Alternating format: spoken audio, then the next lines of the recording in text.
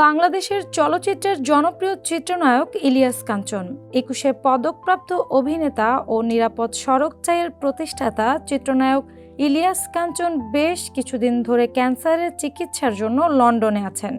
দ্বিতীয় দফায় তার কেমোথেরাপি চলছে। এ থেরাপি চলবে আগামী মে মাস পর্যন্ত। এরপর জার্মানিতে নিয়ে গিয়ে একটি ভ্যাকসিন দেওয়া হবে। এরপর যদি তার শরীর অনেকটা ঠিকঠাক হয়ে যায় তবেই দেশে ফেরার সম্ভাবনা রয়েছে বলে জানালেন নিরাপদ সড়ক চাইয়ের ভাইস চেয়ারম্যান লিটন এরশাদ। এদিকে ইলিয়াস কাঞ্চনের সহশিল্পীরাও আশায় বুক বেঁধে আছেন যে চিকিৎসা শেষে সুস্থ হয়ে তিনি দেশে ফিরবেন।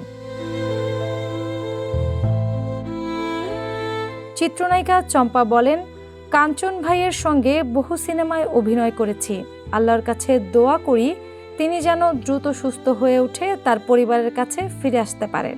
চিত্রনায়িকা শাবনাজ বলেন, কাঞ্চন ভাই আমাদের চলচ্চিত্রের গর্ব।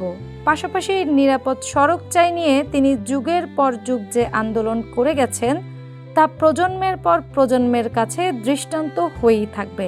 আমি তার পূর্ণাঙ্গ সুস্থতা কামনা করছি। চিত্রনায়িকা পপি বলেন, কাঞ্চন ভাইয়ের সঙ্গে অনেক সিনেমায় অভিনয় করেছি।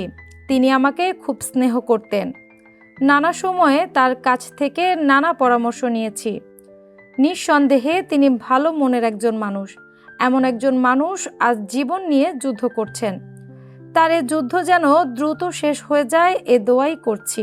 আল্লাহ আমাদের সবাইকে সুস্থ রাখুন, এমনটাই চাওয়া।